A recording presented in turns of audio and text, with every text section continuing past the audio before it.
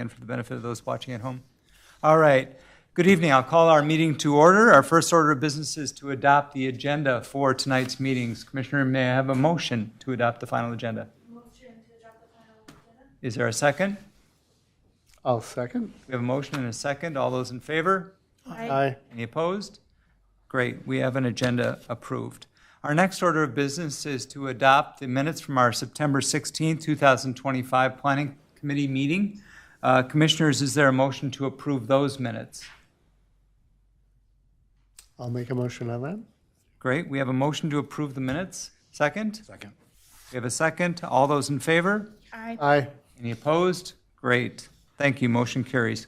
Now we'll move on to our discussion items. Our first item for discussion tonight is item 3.1. Consider a proposed R1 Old Town Residential Zoning District. This item does include a public hearing. For the benefit of those in the audience, I understand there's been a fair bit of public discussion and feedback, so I wanted to clarify that this ordinance is not intended to and will not allow mobile housing developments in the Old Town area, nor will it encourage or authorize Section 8 housing in this area. It's proposed to allow a smaller size footprint for the houses in this traditional neighborhood that matches culturally and aesthetically the existing neighborhood. The word I heard from both the Planning Commission previously and the City Council is charm. The objective is to maintain the charm and character of this traditional area of Victoria. So, for anyone who's interested in speaking to this issue during the public hearing, you'll have an opportunity to come up to the podium, state your name and your address, and you'll have 3 minutes. My only request is to not repeat the comments of those who might come before you. After that, our Planning Commission will have a discussion around that. This is an advisory body, so we'll come up with a recommendation, a motion to recommend something to the City Council, who will then consider that action. So let me now turn it over to Associate Planner Travis Brierly for a staff presentation. Maybe some of your questions will be answered as a result of that presentation. So Travis, please take us through. Good evening, Chair, Commission. Tonight we're talking about a proposed zoning district known as R1A, titled Old Town Residential. Just a little bit of background of how we got here today is this zoning district was investigated to see for feasibility and now looking to see if the application would work with public support based on a zoning amendment that was requested for smaller lot size as well as other bulk standards throughout the R1. The Planning Commission went through a public hearing, it went to the City Council and got denied, so therefore the R1 or our normal single family has not changed. This was properly published in the newspaper and a mailed notice was sent to all the properties, the 107 within inside the district, as well as every property within 350 feet of the edge of the district. This was done for the feasibility, and tonight was the direction of the City Council. And there's no because of that, there's no restriction. We don't have a 60-day rule like we normally would with any type of changes to the zoning code. The goals of this is to focus on redevelopment, not subdivision development. So you're looking at individual properties or maybe 2 properties or 3 properties together to be redeveloped through it. The other goal is to make sure that the principal structure is the focus of the property. It should be the largest thing on the property, not the garage or other accessory structures. We're also looking at setting reasonable design standards. As was mentioned by the chair, charm is the term that's been being used. We want to make sure that we can accompany that and embody that when redevelopment does take place. And with that being said, redeveloped properties have to be compatible with the existing homes. No McMansions and no trailer homes or things like that. It has to be similar to the neighborhood and fit with the character of the neighborhood. The other thing that we want to do is we want to make sure that any changes proposed mitigate any adverse effects of the redevelopment on existing properties, as well as doesn't take any abilities of current landowners to be able to use their property as they have and as what the R1 would allow. One of the things that we will be looking at is our comprehensive plan when we look at how this is done. And per our comprehensive plan, this is a low density residential. And we're looking primarily at density ranges of 2.25 to 6 units an acre. In addition with that, it's predominantly single-family detached homes with a limited attached housing such as duplexes and twin homes. The area that we're looking at the feasibility or looking to see if the area would work for. What we did is we took a look at the historics of the plat to look when properties were set up and when homes were built. And through here, there's a wide range, but the primary area that we're looking at is the area that's highlighted in red. Those subdivisions are in between 1914 and 1972 is the primary area of what we're looking at. A little bit better understanding where it is, everything in blue is the proposed R1A Old Town Residential Zone. This area primarily has single-family homes on it, except for 2 properties which are currently legal non-conforming, and those properties would continue to stay legal non-conforming and continue the uses they are.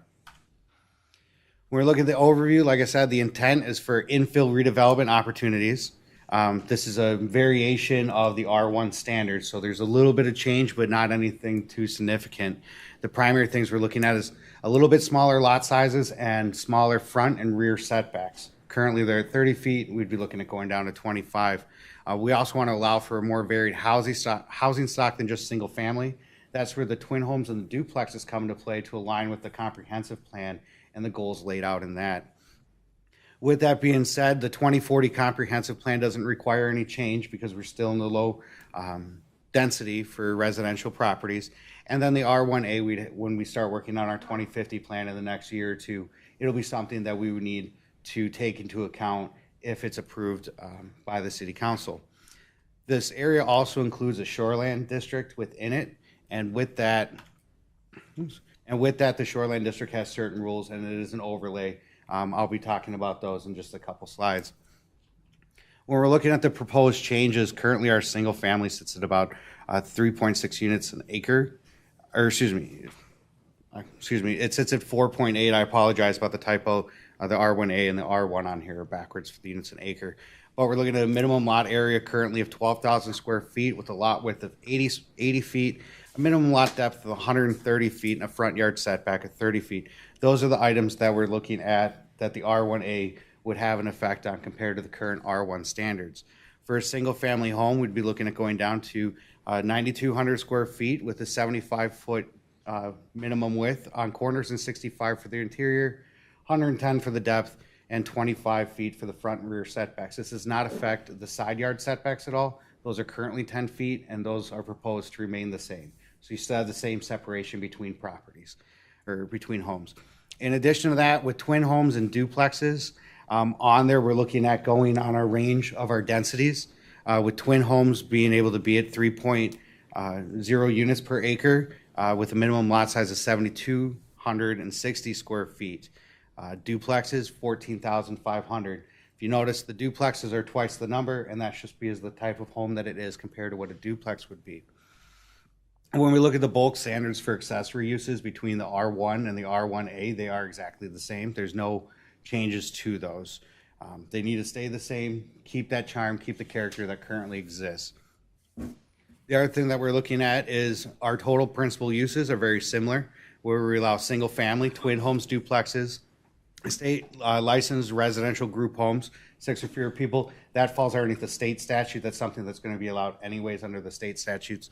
Municipal facilities and parks, which we definitely want to have in there. Places of worship, including cemeteries, memorial gardens. Currently, this area doesn't have any of those, but religious institutions or faith-based organizations are able to be within inside your single-family residential under federal law, as well as utility services such as gas, your electric, internet, cable, and things like that. Just for an example, single-family homes, on the screen in front of you are single-family homes. There's 2 types that we want to look at, and I do want to apologize for some confusion, for causing some of the confusion tonight. In the written ordinance said manufactured homes. That term was meant to be modular homes. The difference between a single family and a modular, or your traditional single family home and your modular home is a modular home. A lot of it is built off-site, brought to the property, and put together in a very short time period, generally a couple days, compared to the construction that we typically see where it's a few months. On the screen, the top property is actually a single family home, and the property below it is a picture of a modular home. As you can tell, there's not any difference that you can see from the street. They're also both required to meet all building code standards as well as pass the same inspections throughout the process. Twin homes are a little bit different. Twin homes are two single-family homes that share a wall together, and they're on their own individual parcels. So they're still single-family, just one shared wall. If a twin home has a third unit attached to it, that actually becomes a townhome, which we have defined in our code, and townhomes aren't allowed within this area. Duplexes, the biggest thing with the duplex is a single parcel that has two units with it with separate entrances. So this can be done by stacking residential property or residential units on top of each other and next to each other. And that goes back to the densities and the minimum size requirements that were listed earlier. So if you create a duplex that is separated more as a town or twin home, you need to have the larger parcel and vice versa. Some of the things that would be prohibited for housing that we would typically see, apartment buildings are not permitted within the zoning district. Townhomes, trailered and manufacturing homes, trailer manufactured parks, as well as tiny homes or RV parks. Anything that doesn't have to come in compliance with the building code for single family twin homes or for duplexes, basically it's not allowed. We still do allow for ADUs, which is currently allowed in the R1 district. Getting back earlier, I mentioned we were going to talk about the shoreline overlay and the affected parcels. On the left side of that dark blue line that you see there are properties that fall within the shoreline overlay, meaning they're within 1,000 feet of an ordinary high water mark for a body of water. The two parcels that you see highlighted in red on there, those parcels are large enough where under the proposed regulations that they would be able to be subdivided into two parcels. However, because the shoreline overlay requires parcels to be no less than 15,000 square feet, these parcels would not be able to be subdivided. They'd have to remain as is.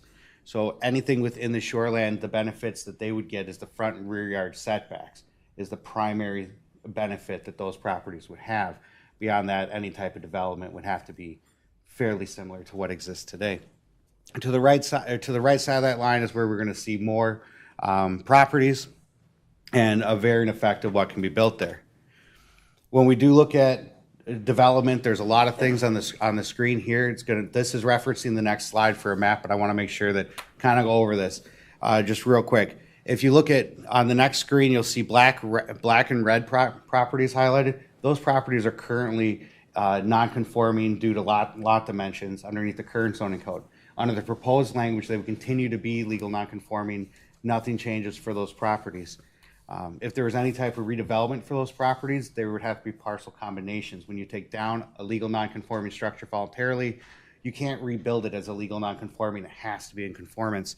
The yellow properties on the next slide, when we look at it, are going to be properties that are currently legal non-conforming but would become conforming. And then we have green and blue, and those are currently conforming. They would still be conforming. And we look at that, the blue properties would be large enough to be able to put a duplex on for redevelopment. I would like to point out that there's no property that's currently large enough within the proposed R1A district that could be subdivided to create twin homes. So I just want to make there. So this is the map that we talked about. There are the scales down for the reference in the side. When we look at the right side of the blue line for the shoreline overlay, you'll see 5 parcels that are highlighted in red. Of those parcels, those would be able to be subdivided to create single-family homes. I would like to point out at the property that's on the very north of Quamaquit, that is an apartment building. It's unlikely to see that redevelop into 2 single-family homes as it is a larger structure. When the shoreline overlay cuts through some of these parcels, they're required to meet the impervious cover percentages of that area. So they're still able to split, they're still able to have some redevelopment, but they're still restricted in some ways in the smaller areas. The other thing that we looked at is design standards being written in the ordinance. The first thing is the relationship to adjacent buildings. If a lot becomes vacant or a vacant lot currently exists at the time of passage of this, it'll have to meet all the design standards that go in there. The biggest things that we're looking at is scale, size, proportions, and character. Those are subjective terms, but those are things that we would encourage anybody developing a home to look at and to make sure that it fits there. If an application was come in and did not meet those standards, by staff's reasoning, then we would deny the permit. And there's an appeals process for a developer that would go through the planning commission and the city council to overrule an administrative decision. One thing that currently doesn't exist in any part of our code is the primary entrance to the home. We want to. This states that it would have to be facing the street. Many decades ago, and even somewhat recently, a lot of homes would be built where you have a detached garage, and the entrance to the home would be on the side of the home, not on the street side of the home. What this would say is, if you take down a home and you rebuild it, the standard would be you would need a door on the front facing, because that is it's the modern way homes are being built. We don't see many homes built with side entrances anymore.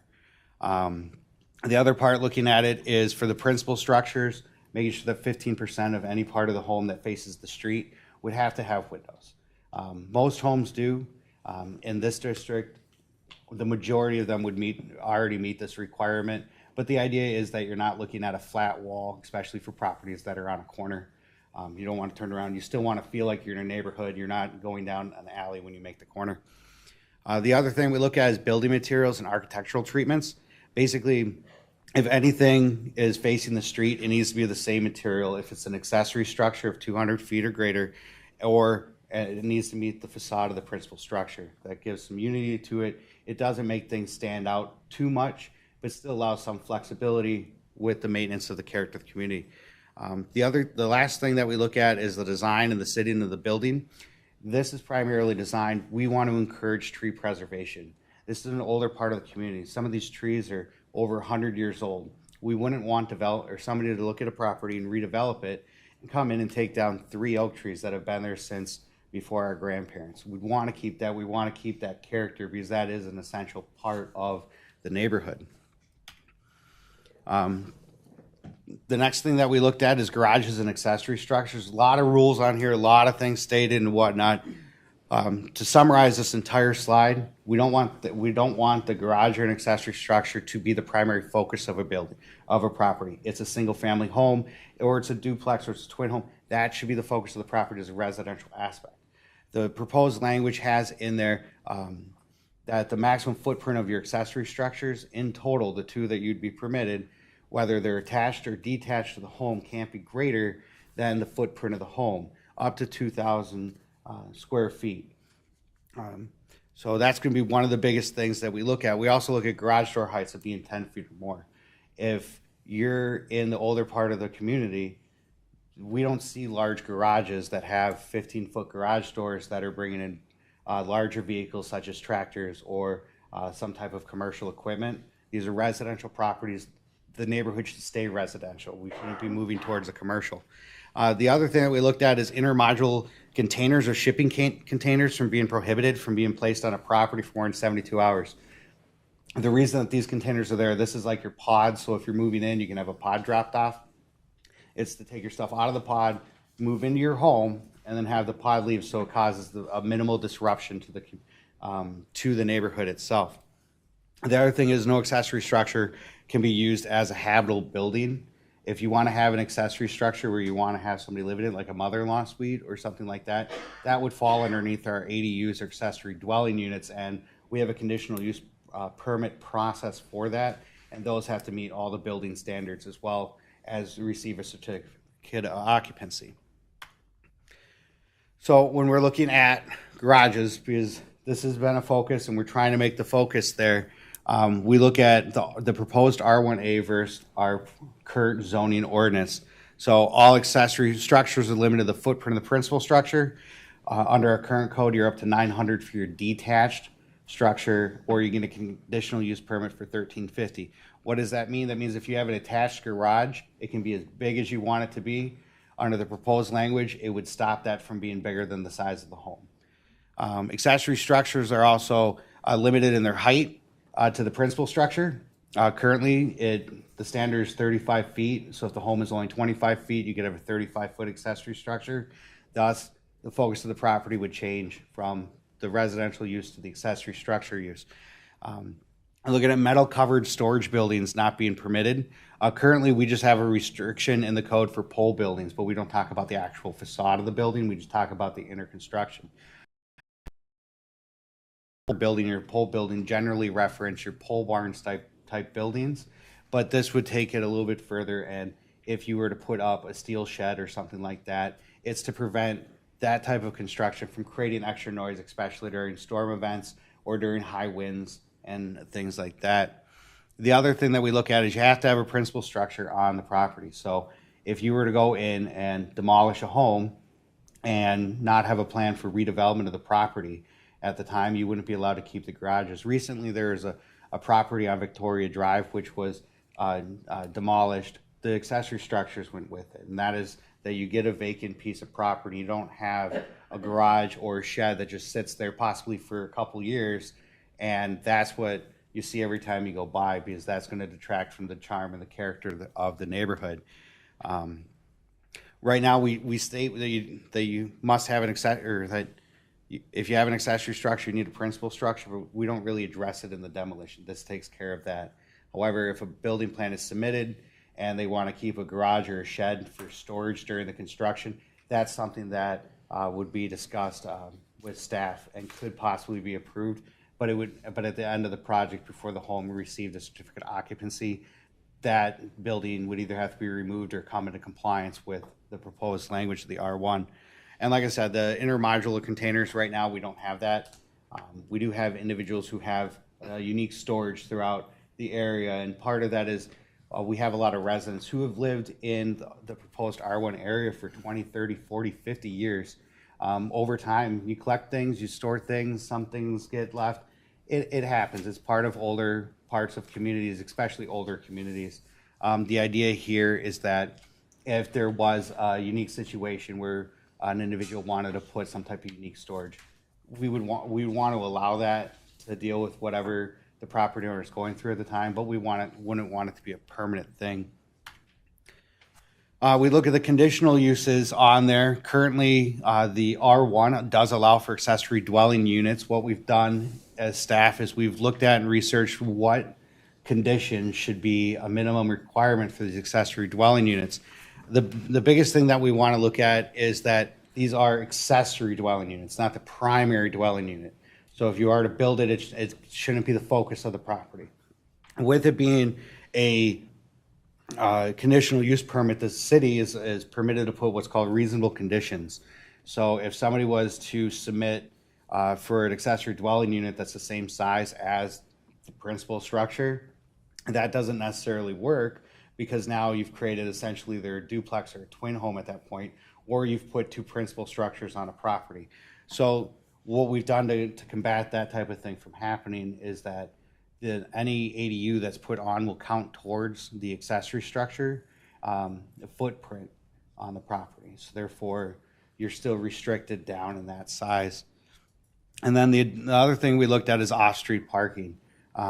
If you have more people living at your property, you should have the parking on the property to be able to house those vehicles. So we want to make sure that that is stated within the code. The other thing that we looked at for conditional use permits is daycare facilities. A lot of this is, or the licensing is done through the state and the county, so the city doesn't partake in that.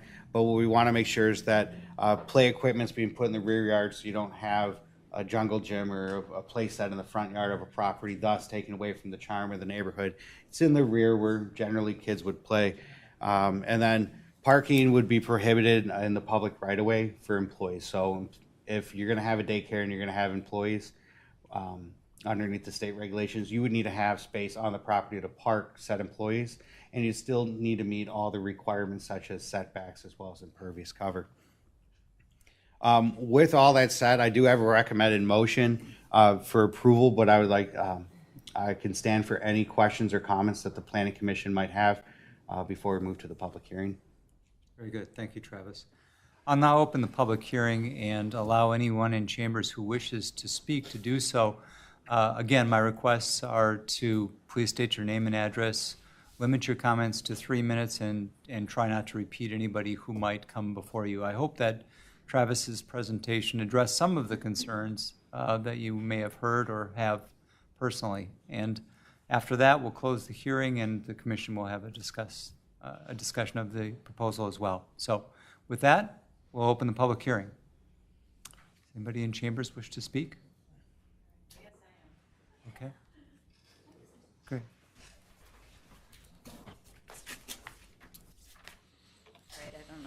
on. Can you hear me? Or no? Okay. Lori Kala, and the address is 8124 Quamaquit Street. So I have been in the Old Town, as you want to call it, neighborhood for 30 years. I went around and spoke to all the residents that I could get a hold of that is impacted by this in the blue section that you have. And obviously I wasn't able to speak to everybody. I have limited time, people are at work, etc.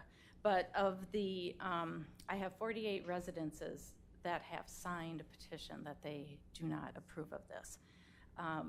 Most of the people, 55% of these homes that are owner occupied, people have been here for over 20 years, some up to 60 years. Nobody wants our neighborhood changed. We already have charm.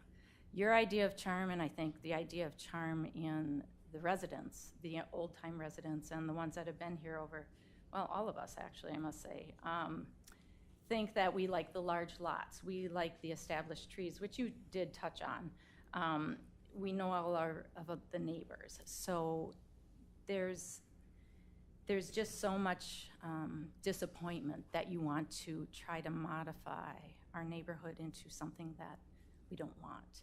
If you want to develop a property, like the empty lot at 8101, I think it is Victoria Drive, that should be, I think, addressed by the surrounding neighbors, and only that lot should be allowed to be developed. It should be on a case-by-case basis, I would say, because we don't want smaller lots. We like our, quiet streets, our large lots. You're adding more density, and I think that that's just something that nobody really wants. So I'm not sure who would want the signature list. Who should I give that to? And I'm not done. I can get more signatures, but this is all I have time. Yeah, no, thank you for that. So, I think Travis would probably be, Okay. or no, excuse me, Brian McCann, the city planner. Okay, so Probably is the I'll best give it to person. Brian. I actually spoke Okay. to you too, I think. So okay, Great. so that's all I have to say. Oh, very good, thank you, I appreciate it.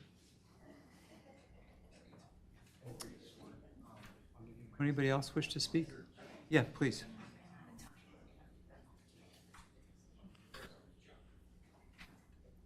John Elan, 1870 Victoria Circle.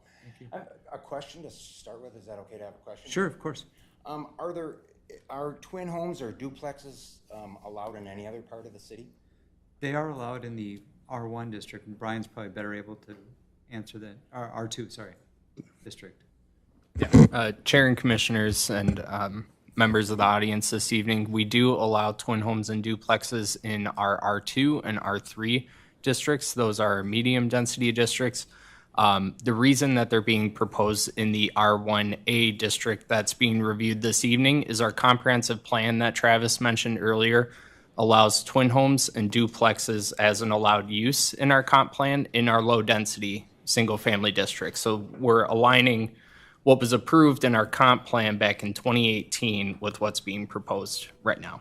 Okay, so R1, they're not allowed in R1 as R1 stands. Correct. So if it wasn't changed, then we would be, all right.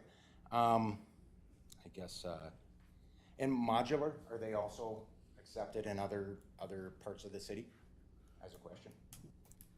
So modular homes that are single family, since they have to meet all the requirements of your traditionally built single family, they would be permitted. Now, just as a reminder, a modular home Is pieces. It has to meet all the standards of a single family home, regardless Okay, how so it's built.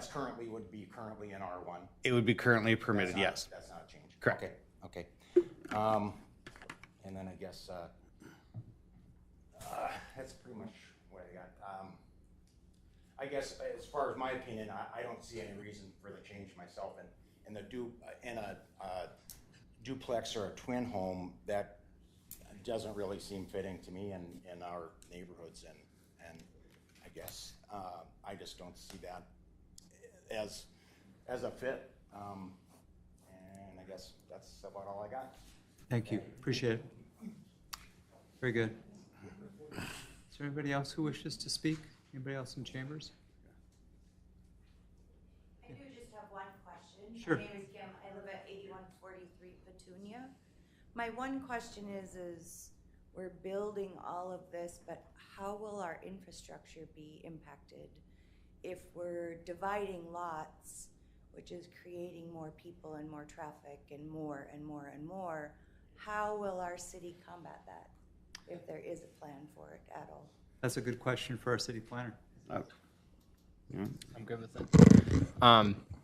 Chair, commissioners, members of the public, speaking about this district specifically, based on the standards that are being proposed in the ordinance, this would only result in an additional 8 housing units compared to what's existing out there. So we've had our city engineer look at this and discuss this with all of city staff throughout the process, and there aren't any concerns about an infrastructure capacity. Very good, thank you. I'm Jeff Deaton, 8,000 Quamclet. Thanks, Jeff. Now can I tear my house down in my garage and put up a duplex on it? Right on the highway?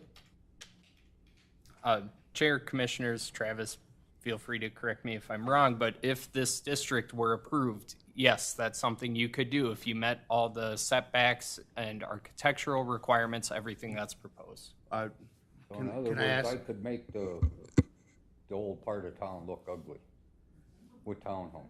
So, what color is your property on the screen? Blue, I think. I can't figure that out. It's green? I live right across the highway. Okay, yep. So, that, your property would be only able to redevelop as a single family? And the main reason for that is because when we look at the green, you're underneath the 14,500 square foot mark. And when we go up to the standards of a duplex, you'd have to be at 14,500 square feet. So your property is too small to be able to create a duplex. Even if you were to take your existing home and convert it to a duplex, that wouldn't be allowed underneath the proposed zoning. That would only work for the properties shown on here, which are in blue. Travis, maybe you could address, I think it's in blue. Yeah, absolutely. yeah, up there. Yeah. Maybe if we could, So people could come in and buy a house in the development and tear it down and put up a duplex. well, It would depend on the property size that would be in there. So that's the biggest thing to look at is there's a minimum property size based on density. if we can just zoom out for a second, I think your underlying question is about aesthetic requirements and consistency with the overall look, feel of this area of town. And that is addressed in this proposed ordinance, and Travis, maybe you could reiterate some of that. Absolutely, Chair. So let's say you did have your property was large enough to be able to convert into a duplex. When you convert it into a duplex, if you were to convert, would exist or rebuild, it wouldn't matter because you're making that, or if you were to rebuild it, you wouldn't be able to rebuild in some very modern design that's concrete or something like that because that'd be out of place with the character of the neighborhood. It'd be way different. So you'd have to build it to a similar design, a similar size that currently exists for what the neighboring properties are. So this would prevent you from going, or the way the rules are written is basically you wouldn't be able to build a McMansion next to in the neighborhood because the neighborhood doesn't have 4,500 square foot or homes. A lot of the homes are much smaller than that. So that's part of the regulations that we proposed was to make sure that that didn't happen.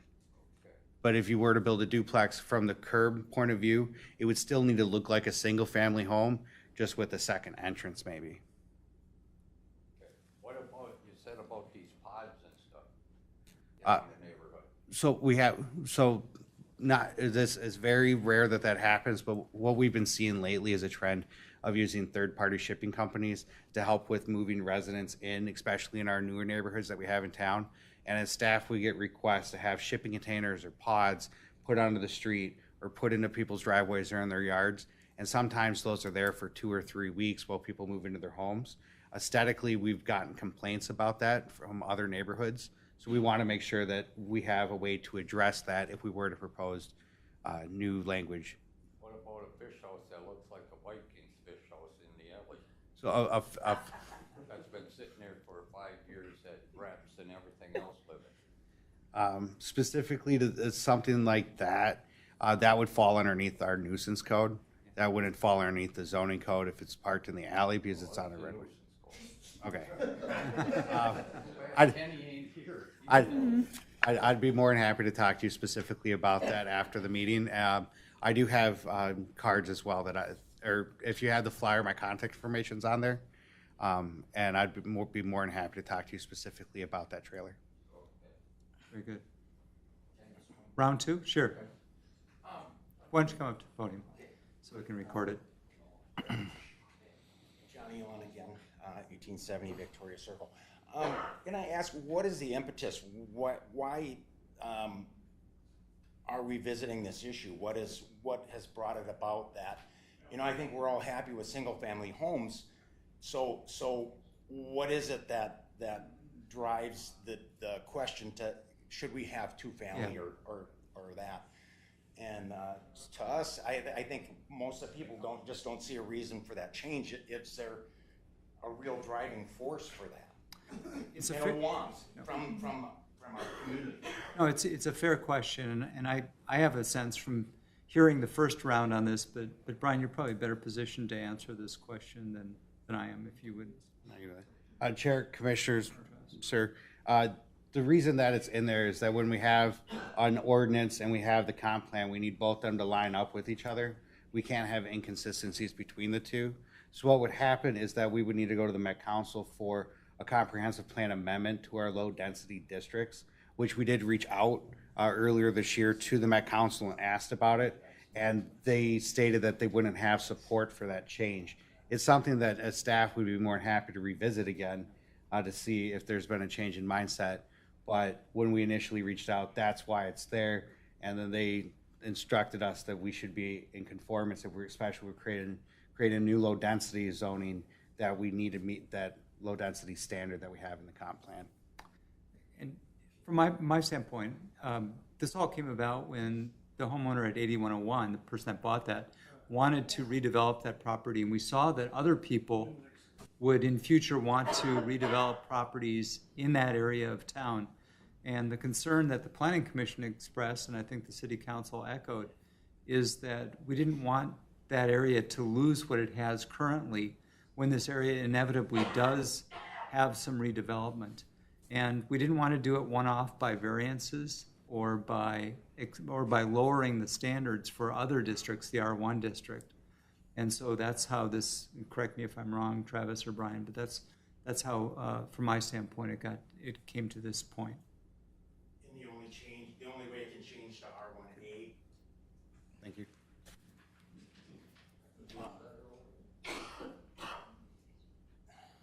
What's the question? So the only one it can change from R1 to R1A. I don't know what exactly my question is now. Yeah.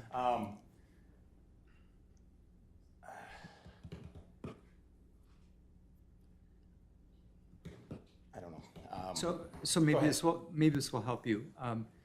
The main difference between R1 and R1A is that there are R1A was created to preserve the unique attributes of the older part of Victoria. Okay. And as you drive down Victoria Drive in the streets that adjoin that area, you see the mature trees, you see the beautiful houses that are, for the most part, really well maintained. Yeah. And speaking for myself, I didn't want to see that lost. Mm-hmm. And I didn't want to see us as a planning commission try to deal with changes on a one-off basis and try to tell somebody that they can't build a 5,000 square foot house in this area. So this was the attempt of city staff to try to deal with this in a way that preserves the character and charm of this area without dealing with it on a one-off or unfair basis. Well, it seems like the R1 would do that also, as it is. Kind of staying there would also preserve that same charm. And to add to that too, part of a discussion that we had with the Planning Commission when this all very first came up was, you look into Hennepin County and they're redeveloping all of these older cities and you see how much is starting to change, and we really want to protect downtown and this area that so many residents fall in love with. And it's like, how can we maintain that and protect that and not just have someone just out of town come bulldoze it and then put up ultra modern, brand new house that does not look like But anything. R1 also still does that same thing? Yeah. So those are in different Different zones. different zones. So R1 protects, R1 also does that same thing. You can't make those same changes in R1. I mean, R1 kind of would stay the same also as it is. Chair, if I may respond. Underneath the current standards, if someone came in and wanted to redevelop their home, the only size restriction they would have would be setbacks and impervious cover. So if they want to come in and build a 35-foot tall, 3-story home, they would be permitted to do so. Okay. And underneath the proposed standards that we want with the design in there, that would be out of place, wouldn't meet the character of the community or of the area. Okay. So this would stop that type of redevelopment from happening. Okay. Well, with the lot sizes there, I don't know how big you could be with your setbacks and then your pervious and non-pervious materials. You could only have so big a house. If I look at all those lot sizes, I don't know how big a house you could put. You know, you maybe go 3 stories, but you know, you couldn't have a 3,000 square foot house with a garage on any of those lots. You know, I mean, I'm guessing at that, but as I see it, it would seem pretty tough to do. Chair Commission, if I may, on the blue properties, that is something that you would be able to do. Those would fit, because we're looking at, when we look at the subdivisions that have come in, they're smaller lots than these, and they're much bigger homes. And when we compare that to, say, the Huntersbrook neighborhood, or to Marsh Hollow, or to Madeline Creek, or to Brookmore, those are smaller lots than what the current R1 standard has, and those homes are significantly larger than what we tend to see inside your neighborhood. Okay. And this is designed to prevent that type of one-off house from going in over time. When we do look at development, we're not looking at development in the next 6 months to 5 years. We're looking at 10, 20, 30, how many ever years down the road, and we want to make sure that we start that protection over the long haul. Okay, then one last. Would it be, I think maybe it would go a little distance in that, is R1A, could you have an R1A without the twin homes or the duplex? You know, I think that maybe would answer some people's reservations of that. So then. Only with a comp plan amendment, right? Correct. Chair, Commission, if that was a direction that the city wanted to move forward with, we'd reach out to we would look at trying to establish a comp plan amendment for it. Yeah. And that way the zoning code would still line up for it. We would want to double check as staff before that decision would be finally made. So right now the answer would be unclear, but it's definitely something we can look into.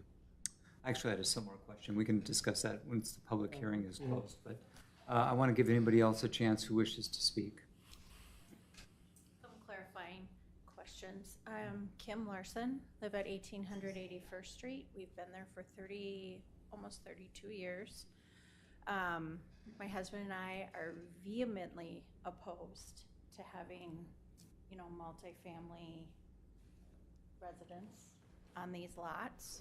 We haven't really been excited about the current building that they're doing of all these apartment buildings in downtown, because I think that is really taken away from the old charm that you want. Because if you want to be like an Excelsior or something like that, you're losing it.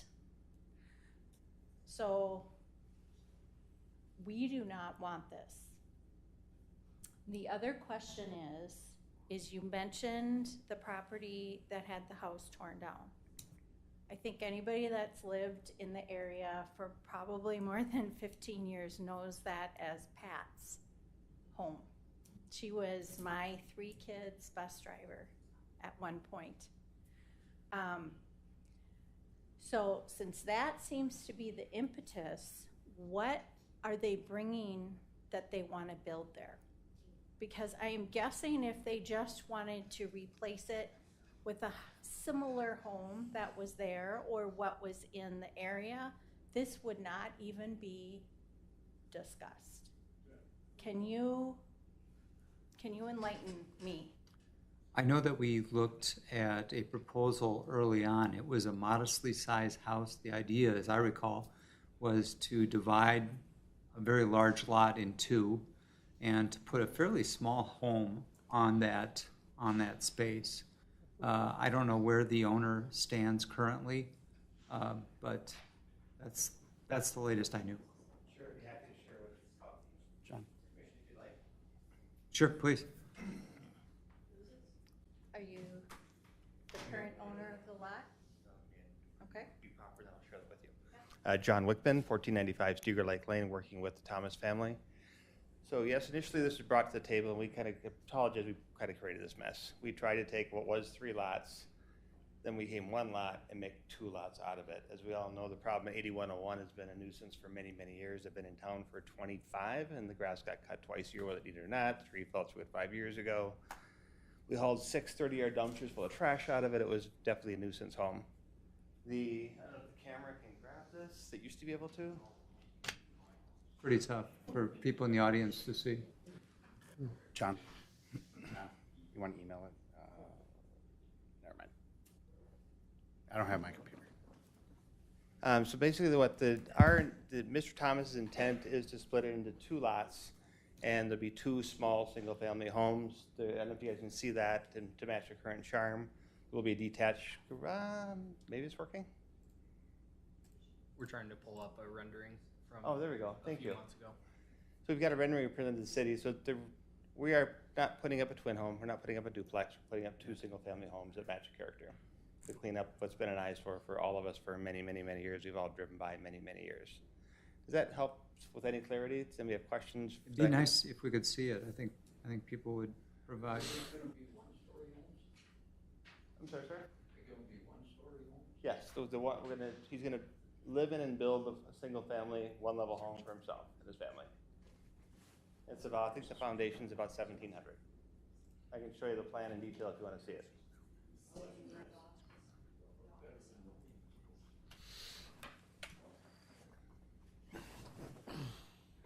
Maybe, can I email it? Would that help? I didn't. Mr. Workman. Do you remember We'll the find it. meeting date you guys were here? Eric, Do you I'm sorry? remember the meeting date you guys were here? That's what I think we're trying to find. I know. I'm trying to remember too. It was Beginning of 6 or 8 weeks ago. Yeah, it was some months back, I think. So I have a question for John. So was the dilemma that they didn't want you to divide those 3 lots into 2? Correct. That was the problem? That's what started all of this. That's what brought That- all your. Correct. Okay. So, all right. Can you address the spot zoning? I want to turn this back into the hearing mode and give the public an opportunity to ask any questions, make any presentations if you wish. Please, we'll look for that. We'll look for that. No, thank you. Thank you. Yes, please. I'm Don Caldwell, 8124 Quamaqlet Street. That is a lot and a half. It's not 3 lots. And most of us have no problem with something happening to Pat's lot there. But we didn't ask for our whole neighborhood to be changed. We like it. And you guys talking about charm, it sounds like you don't like our neighborhood, that you don't think it's charm. And anybody with any common sense at all knows that twin homes and multifamily homes devalue single-family homes, period.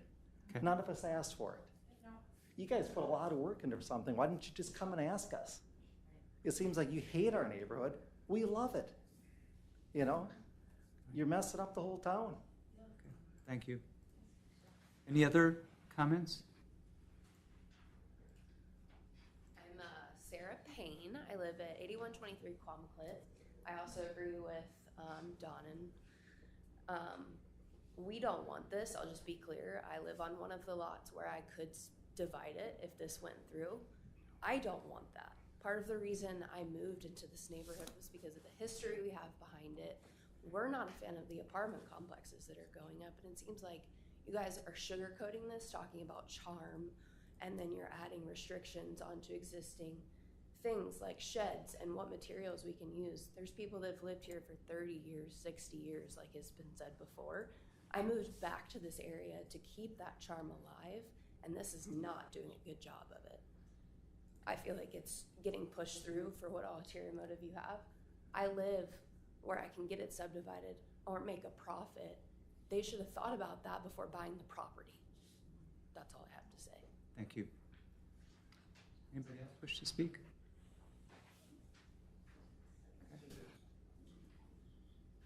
Yeah, I'm Chris Wood, 8127 Victoria Drive. So down the street they have like these HUD homes and stuff like that. Is that able to come in next door, say, you know, and move in, like low-income houses like that? No, this is, I mean, I'm just saying it could be a possibility. if your question is whether this could be a subdivision development, no. It'd be just like the house right down the street, but it's owned by the government. Yeah, no, this is not Section 8 housing. It is not It wouldn't be able to be changed into that? meant to be low-income housing. No, this is, the goal of this district is to preserve what is there and to not allow vast changes, including design changes. As Travis explained, it would be out of character to come in and build a Frank Lloyd Wright model house or something that's, 4 stories high in this area. And and this is meant to allow redevelopment. It doesn't apply to existing homes, it's redevelopment. So when people buy these lots, as the owner of 8101 Victoria did, and want to build something, the goal is to give the city a framework to work with the person to build a house that fits the character. Right. And then you guys are talking about character of the city. I see a lot of my neighbors around here, and there's nobody around anymore around town. It's just everybody from out of town. It used to be everybody who walked down the street, know everybody's name, but not anymore. Nobody wants to come down here and look at all this like this. I don't know. Thank you. Thanks. Thank you. Anybody else wish to speak? Britt Ringstrom, 8163 Victoria Drive. I think what a lot of us are here for is a needs more information situation, because ultimately, if you're going to put a home, and I respect your plan, sir, you're looking at what, $450,000 at a bare minimum to build a brand new single family home, right? So what that's going to do to all of our tax dollars that we pay, and also considering the 2 monstrosities of apartment buildings that you guys did put up, respectfully, I understand that. I don't know if I'd call that charm. We are not a modern downtown, and some of us live in some of the original houses of Victoria, and we're very proud of that, trying to preserve as much of that as possible. So I think the needs more information comment is, we are all tax-paying residents of this town, and I personally moved out of godforsaken Minneapolis to come back to this place because of its small town charm. So I think we all would love to know more information when it comes to building things such as a duplex, such as a multifamily unit, which will also shift the demographic that comes in our little safe town that we love so much. So those have created some distrust in us. I'm not pointing at you, sir, sorry. The apartment buildings across the way have put distrust in us as resident or tax-paying citizens of this town. So I think we just want a lot more information so we don't feel stressed out, and so we don't have to keep you guys here until 9:30 at night. So I don't know if that helps. I think that all we have to do is find a solution, but in my opinion, a solution would be more information and reassurance that we're not going to end up getting a rug pulled up from underneath us like a lot of us feel we did with those 2 apartment buildings. So thank you. Thank you.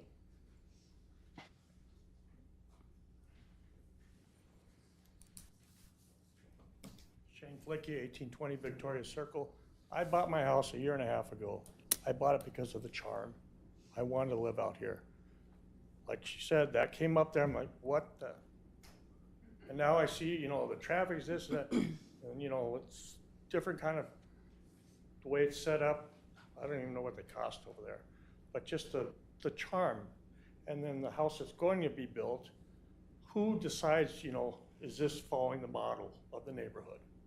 Nope, you can't build that one. It doesn't look like kind of the other ones, it's more modern, this and that. And, I don't think you're gonna be able to say that to somebody. As long as they follow the footprints, they follow this, they follow that, how can you tell them how they can decorate it, paint it, whatever. Tin roofs, very popular now. You know, obviously you can do that, but who's gonna decide what's what? You know, you can do this, you can't do this. That's my property, I can do what I want, in essence. That's what I'm kinda concerned about. Sure. And obviously, all this stuff, keep it small, keep the charm you're talking about. You're just trying to charm one little area. The whole town is charmed. That's why I moved out here. That's why a lot of people stayed here for 20, 40, 50 years for the charm. We don't have to be big. I came from Golden Valley, right on the edge of North. And you know, it's just, I want to be out here, away from everything. And now it's all coming out here now. Thank you. Thank you.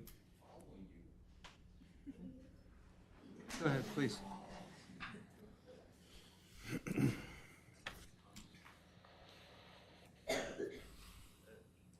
Joe Berlin-Blau, 8591 Allegheny Grove Boulevard. Been in Victoria for 13 years now. And just listening to the last, 45, 50 minutes of comments, I've not heard one single comment in favor.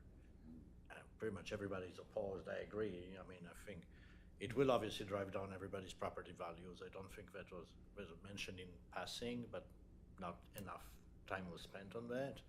I mean, nobody wants to see their home value drop, 10, 20%, and I have no idea if anybody actually did a study about that, of how much of a drop in property values we're expecting from this. Obviously, that's something that should be thought about pretty seriously. And the other thing that I'm not exactly clear is, how is a decision going to be made about this? Is it gonna be up to a vote of the residents of Victoria? Are you guys just gonna run with it and make a decision without other than this one meeting, or what is the process to make a decision? The decision is made by the city council. Okay, so there's not gonna be any more than just the input that people say, so, yeah. Well, the city council will watch this hearing. Right. And have the benefit of your input, and you're all welcome to come to the city council meeting as well. But we'll have a discussion after the hearing closes about our questions, and we have some questions about this proposal as well. Right. Okay. The city council then are elected representatives, and they make that decision. Okay, right. So is there any sort of study that's gonna be made about what the impact is gonna be on property values? I'll defer to the city staff. I'm not aware of any. Chair, Commission, when it comes to property values, those are done through the county's assessor's office.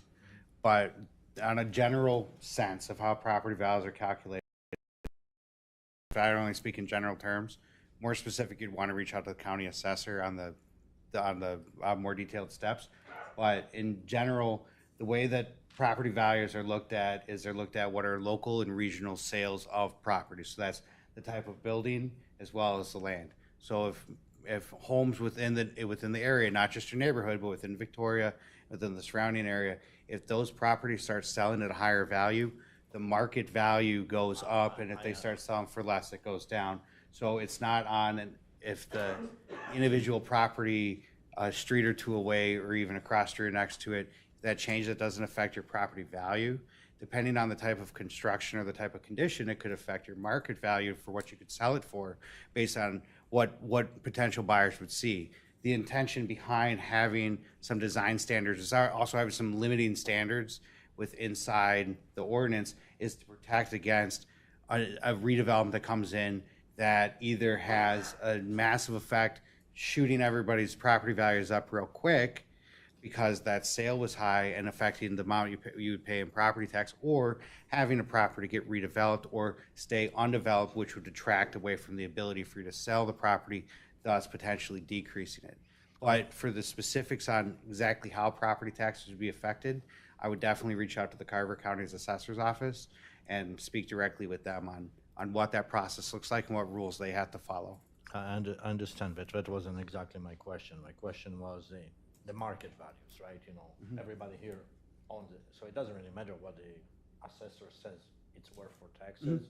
The market value is what matters to all of us. I mean, yeah, the taxes matter, but the market value is much more important consideration. Correct, and that's one of the things that when we looked at it, had the conversations, is looking at if you have a blighted property across the street, such as the 8101, which kind of kicked off, is this even a possibility to do anything like this?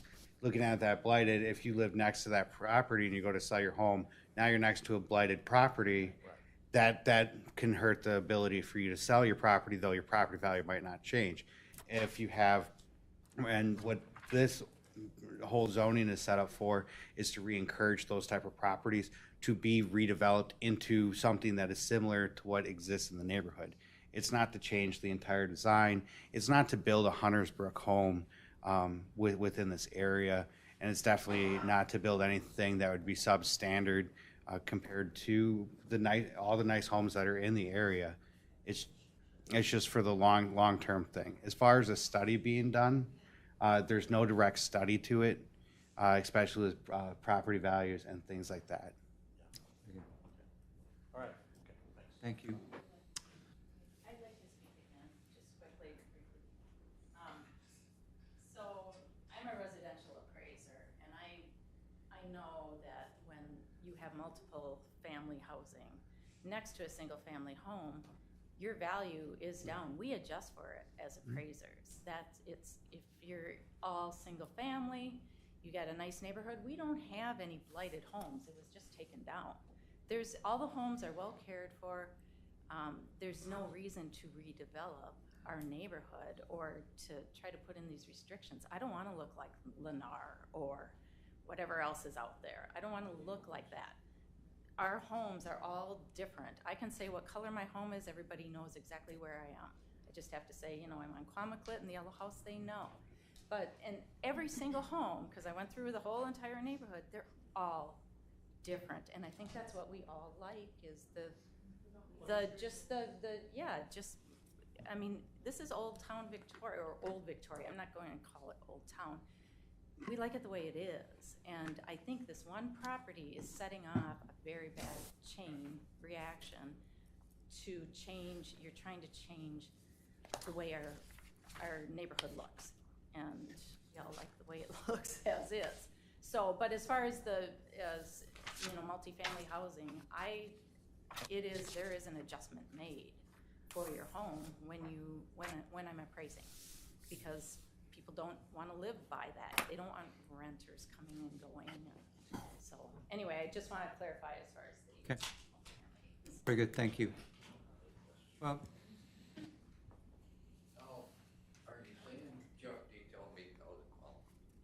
Are you saying that down the road, somebody could come in and buy a whole block and change that into doubles? I will defer to Commission Chair, sir. It's completely a possibility someone could buy the entire block. The one thing that comes with it is any developer that comes in, they're not doing it just to do it. They're doing it to reinvest, to make a profit out of it, right? So if they go in and they go to buy, say, 7, 8 homes, they're looking at millions of dollars worth of investment. You're not really going to get millions of dollars worth of return out of that after you negotiate with every property owner, purchase all the properties, and then do the demolition, and then go through the plans and everything else. Is it a possibility? Absolutely, can't rule it out. Is it likely? It's highly unlikely that would happen. Generally, for the development that would happen, which is going to happen naturally inside the older parts of any community, is you're going to see homes one by one as they get older, as families and long-term residents who have been there a long time, as they move out or as however they leave their home, you tend to see homes have maintenance that needs to be done over time, and not all the times it's done. That's how we do get some homes that are blighted. Not saying anybody's homes here are blighted or anything like that. That's not anything I'm trying to say. But what the goal is that when a home does become in a condition where it could use some rehab and use some TLC, such as redoing the entire roof or the structure or the cider and things like that, it could be advantageous to have somebody coming to purchase the property with the intent of rebuilding a new home on the site.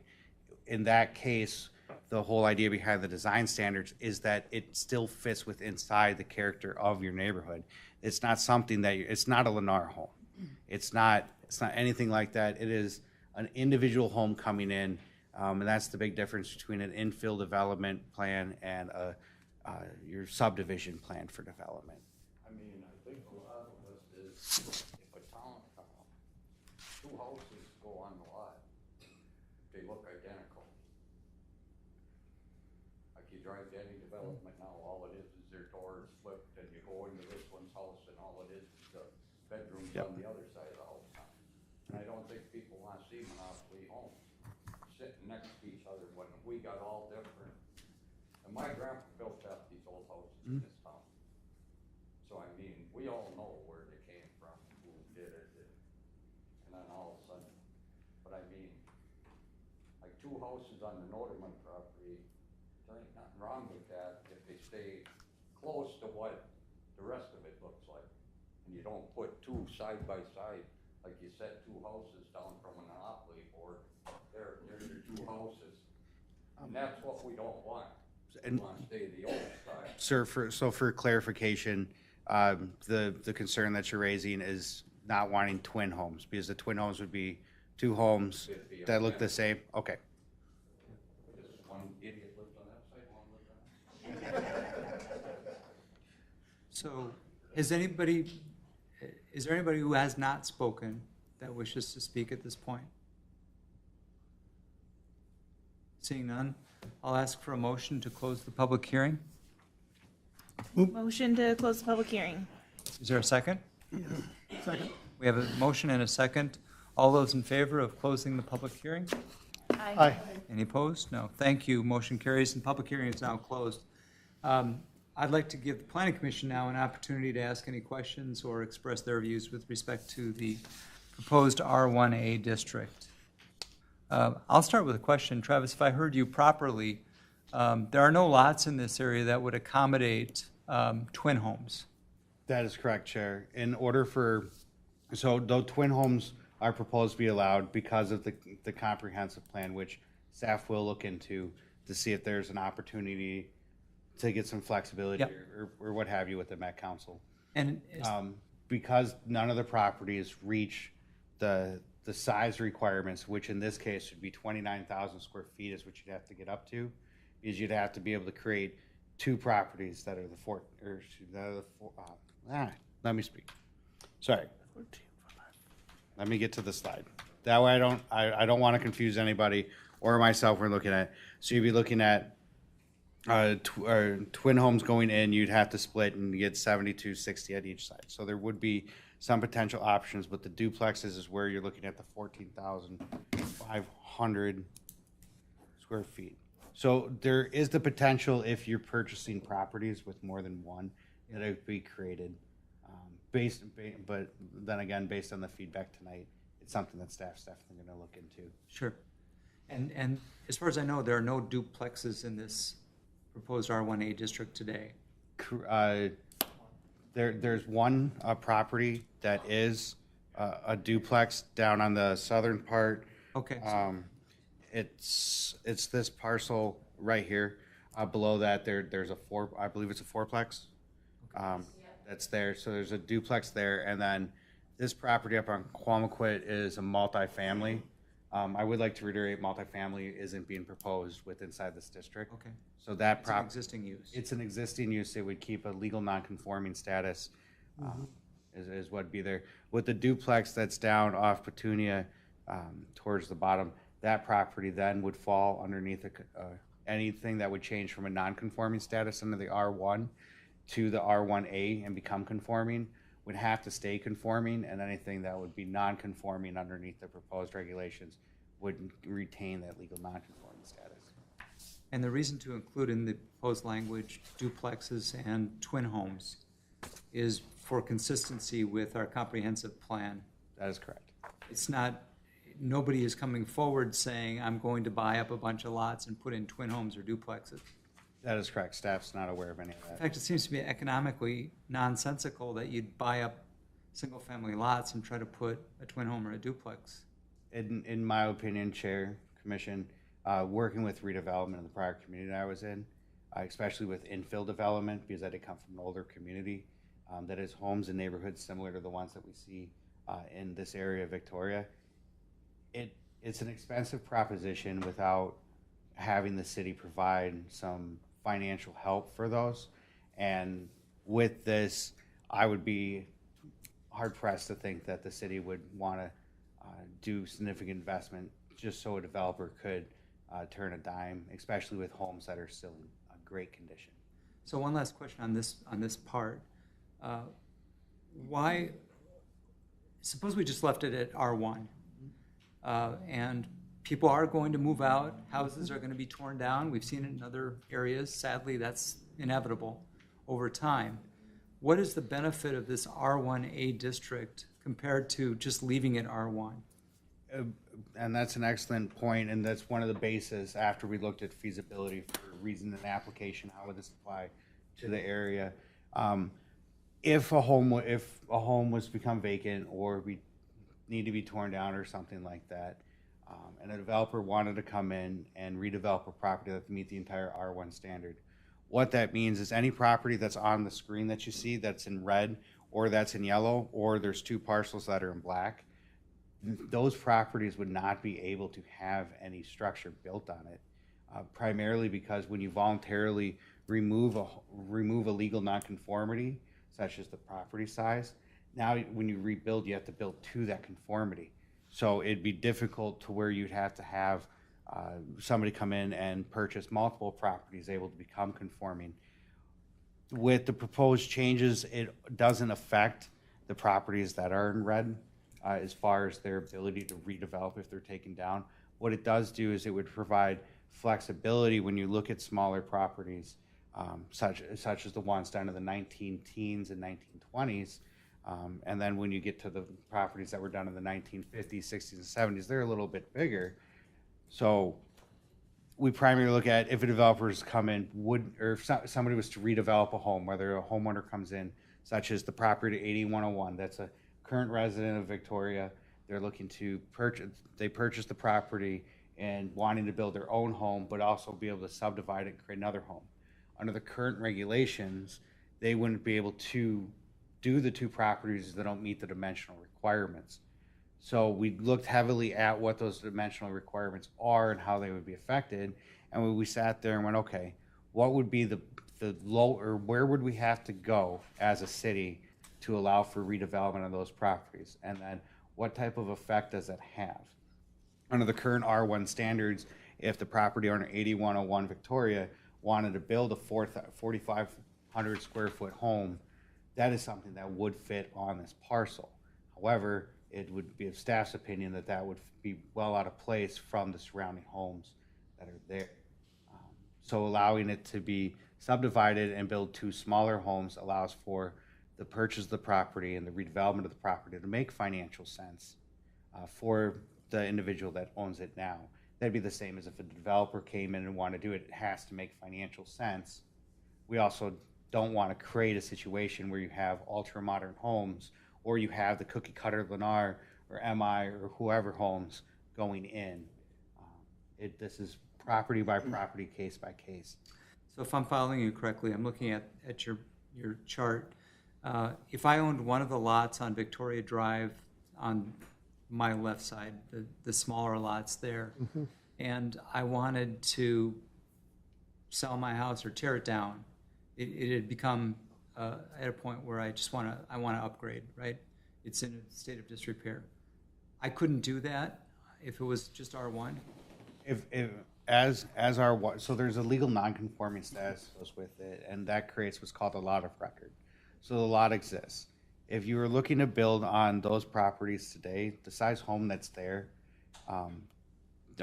in some of the areas, the front yard setbacks range from about 20 feet on some streets all the way up to 40 feet from what we gathered from looking at GIS maps and doing some measuring. You'd have to meet the current standards, 30-foot front yard setback, 30-foot rear yard setback, 10-foot side yards. At that point, if you have a parcel that's 50-foot wide, you're looking at a potentially 30-foot wide home parcel, and so you get a skinnier home that's going to be longer. And then for the time period when that's built, that was a typical design, and those designs evolve over time, really in homes that have been in this area for 100 years in some cases, primarily All the homes that are shown on here were built prior to 1980, except for a handful. And there hasn't been significant redevelopment of the homes, because homes generally stay for 50, 80, 100 years before they're redeveloped. So there's some of those challenges and some of those uniqueness things that we looked at. And if somebody did want to redevelop, we want to make sure it still matches and it still fits the character of the neighborhood, what it would look like in 50 years, long after we're all gone. So it's one of those things that are just being considered. Unfortunately, staff doesn't have a crystal ball to say what the future's going to bring. And we don't have a way to say what type of developer would want to come in, or what type of the new modern style might be, or how the neighborhood's character is going to want to change naturally on its own over the next 30 years. But what we do want to do is we want to make sure that as properties start to see that redevelopment over the next 10, 20 years, there's at least a baseline standard that keeps it similar in design, size, and the city doesn't have anything that looks out of place. Other questions? I just want to clarify on your comment about, I'm sorry. Please. On some of the larger sites in blue where they're 14,500 square feet or greater, when we look at 35% impervious surface that we can cover with a new structure, you mentioned 4,500 square foot, but that's footprint, right? Now we're still digging a basement. We can go up 35 feet. In theory, somebody could build a 15,000 square foot house with finished square foot. I just want to be clear. Commissioner, in theory, that could be a proposal underneath the current standard.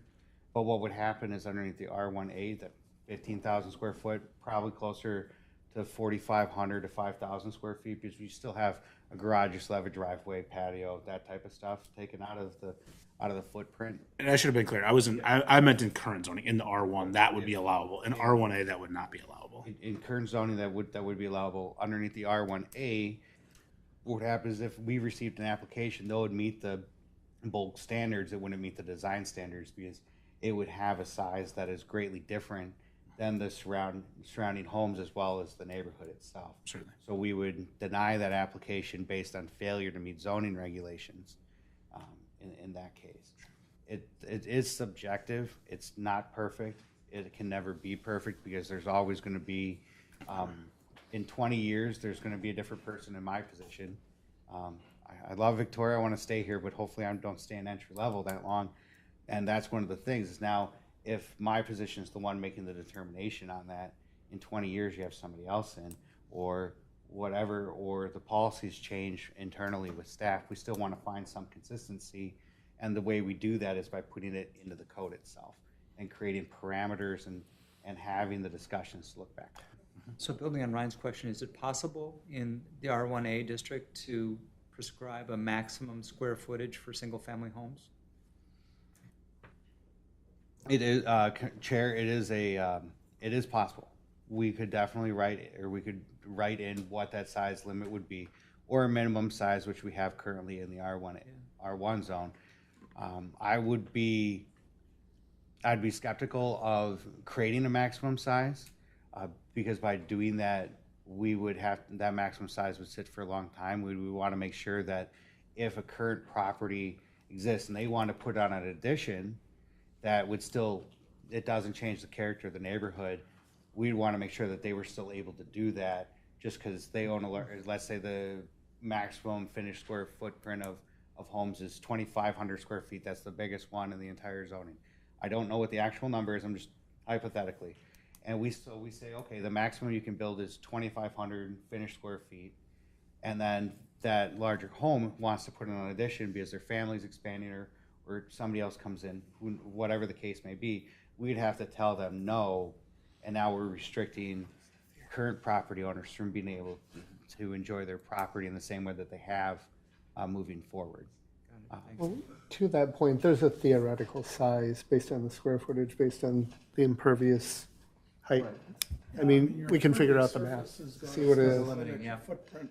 Yeah. Like, I guess the thing that I've been struggling with or wanting to clarify is again, I think this started on one, project site looking to separate.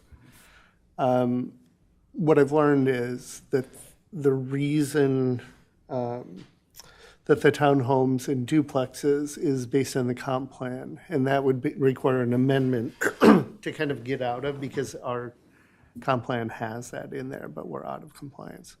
The third thing that I've heard is kind of this idea of size and what is going on with potential redevelopment and not having overly large ones. So there's some things that it's doing to address kind of it not changing to larger or aesthetically out of compliance, out of the character of the community and the neighborhood.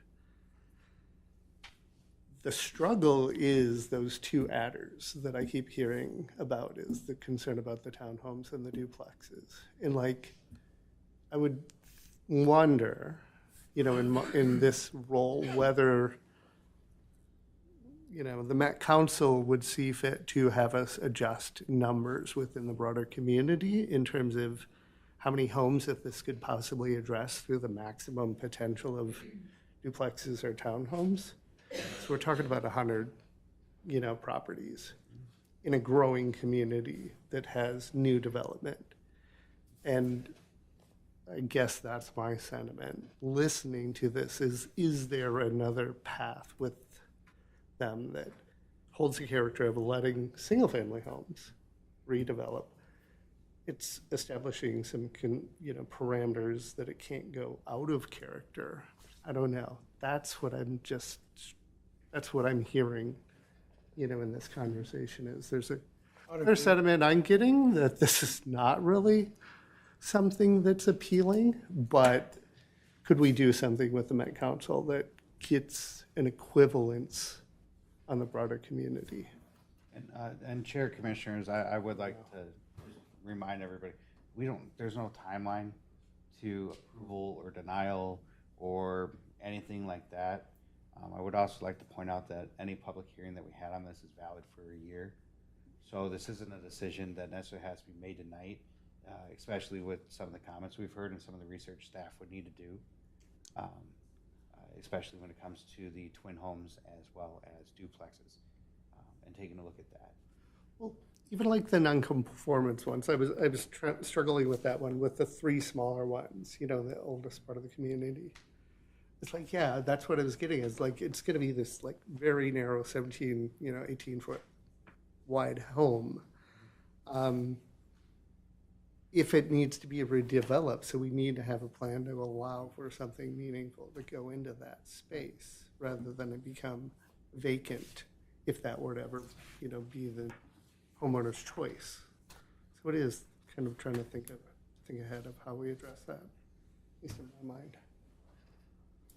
Yeah, I think fundamentally what I'm hearing is we should explore the comp plan amendment process and see if we can adjust either the comp plan in general, or can we fine tune the comp plan with respect to R1A and say twin homes and duplexes are not allowed in the R1A.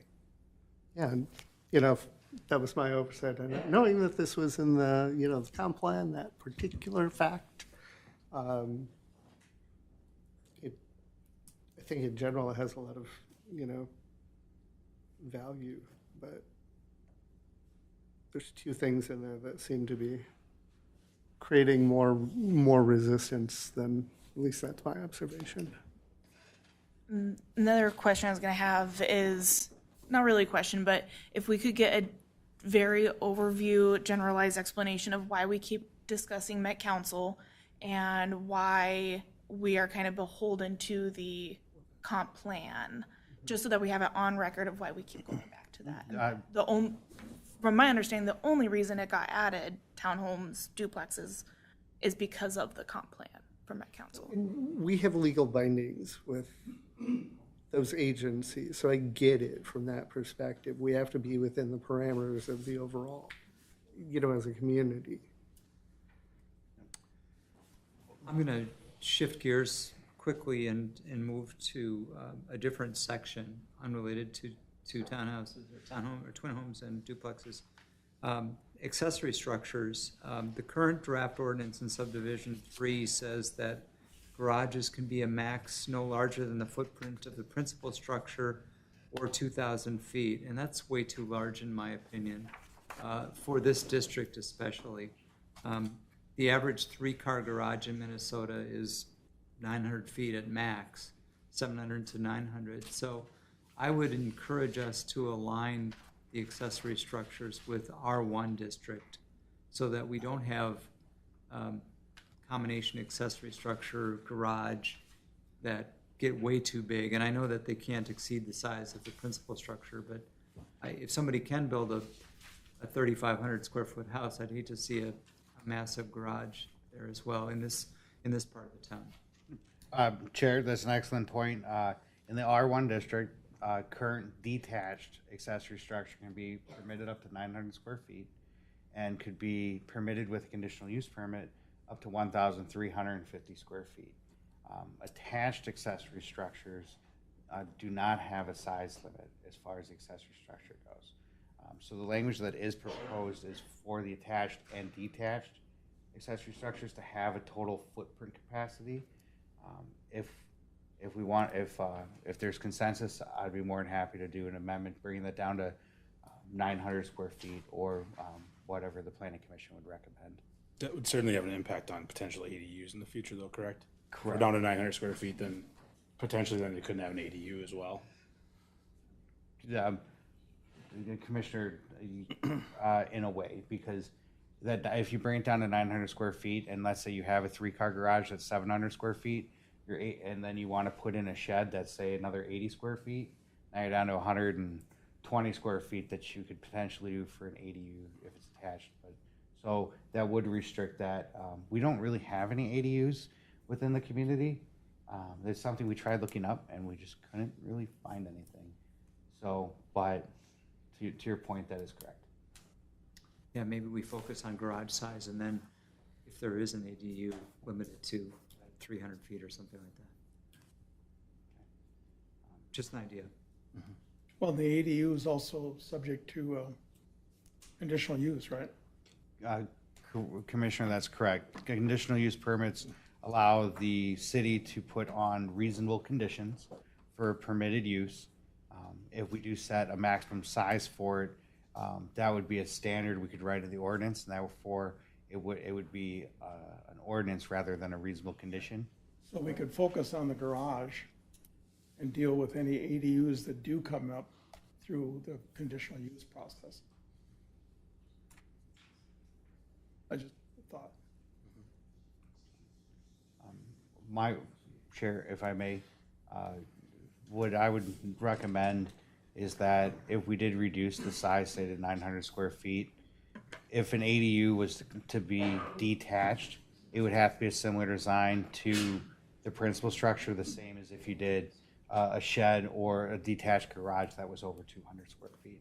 One of the things I do like is that any accessory structure has to mimic the design and materials of the principal structure. So you don't have Morton buildings, in the middle of Old Town Victoria. And Chair, we did hear a comment earlier about how that might be restrictive. The way that the language is written in there, that's only for the side that faces the street. So basically, if you can't see it from the street, then that's different. So this primarily focuses on corner properties or detached garages is typically what you would see within the neighborhood. But as far as sheds and things go, if it's under 200 square feet, if you wanted to go to Menards and get a prefab shed and put it in your backyard, absolutely under 200 square feet. But if you want to do something greater than 200 square feet, there's building code requirements that come with that, especially structural wind load and things like that. And that's where we would set the line of saying, hey, it needs to be a similar design, but in this case, it would be only to the sides facing the street. Under the current R1, all sides would have to meet that design. Okay. Other comments, questions? One other thing, the property at 8101, I believe that's the address, it was on Victoria Drive, that we reviewed previously, has come up a few times. And I know one of the things that we discussed when reviewing it the first time was if we were to allow that decrease there, the impact that would have had across all of R1 zoning. Am I correct in that understanding? Correct. The application that started this process and this idea and looking at the feasibility, if this was a potential, and getting to tonight when we're looking at the actual applicability, if that's possible, was an application that came in to reduce the minimum lot widths and the minimum lot size, as well as a reduction in front and rear yard setbacks to accommodate for the parcel at 8101 to be subdivided to 2 parcels to build 2 homes that would fit within the character. Designs were shown to staff, and it was discussed to not bring something to staff, though it would be allowed not to have McMansions because it's out of place. We still want to make sure the neighborhood stays in the neighborhood that it's been, that it is, and to make sure that that legacy can continue for as long as possible. But we couldn't have just let that property owner do it. All other property owners, and that was those conditions. Correct. When we looked at the potential and we said, okay, you want to subdivide, it's not large enough to subdivide into the current R1 standards. There's a couple options that were discussed. One was a variance. Unfortunately, with a variance, though, we would be, the city council would be able to say, well, we're going to give flexibility on certain bulk standards or certain requirements. A variance has a bar in there that it's, I'm trying to blank, in there where you have to demonstrate that it's not your fault that it's there, and part of that practical difficulties test is something called plight of the owner. If you buy a property and the property conditions are what they are, at that point your plight doesn't exist because that was a known condition whether you knew it or not at the time of purchase. So a variance would be something that the city would not be able to pass when it comes to this because it doesn't meet the statutory test. In addition to that, we looked at other options of smaller homes or possibly doing an ADU, or looking forward at recommending able to do 2 types of principal structures if they're smaller. Nothing really made sense that because it would affect all of our single family districts and what they'd be able to do. And one property shouldn't have an impact on the entire community. So the other option was this as an alternative, saying, okay, if we had a zoning district for the older part of town and this was to happen to other properties, what is the potential of this being able to happen to other properties? And what would those impacts look like? And big things that we heard right away is needs to be the essential character, can't be anything strange and out of place, side yard setbacks absolutely have to stay at the 10 feet. Because we don't want to have already pushed, we don't want any resident to feel like the home on their left and on their right got redevelopment, and now they're squished in the middle and they don't have any breathing space. Properties being in some areas at 20 feet from the road, some at 40, having that setback in there at a minimum of 25, but also put in a rule that, you know, you have to pretty much align with the homes, keeps from having some type of jigsaw or sawtooth description happen to a neighborhood over time. So that's where this stuff comes into play. It's though one property kind of kicked this off as the idea, now it's, is it a good idea? Is it something that is going to work for more than just the one property? And how do we protect an entire neighborhood that is the historical area of the community? Chair and Commissioners, if I can, I would like Brian to touch on that Met Council question because there is some chatter in the crowd too about why we are developing so quickly, and I think it's important that folks know that we have to take growth. It's expected. We are going to be doubling by 2050, so the growth is coming. We were working on our comp plan here starting this year for the 2050 plan, but I just wanted Brian to touch on that so you as commissioners are aware of why we're talking about development like this. Thank you, Jen. Chair, commissioners, audience members. So we have to go through a comprehensive plan process every 10 years to help guide the next decade of development. That plan looks out to the next 20 years. So I mentioned the plan that we did for the 2040 comprehensive plan was done in 2018. So we are predicting development from 2018 to 2040. This upcoming cycle that we're going to have, we're predicting development from 2028 to 2050. And part of the Met Council's guidance and policies for that is citywide, we have to have a certain number of housing units per acre. Right now in the 2040 plan, that was 3 units per acre.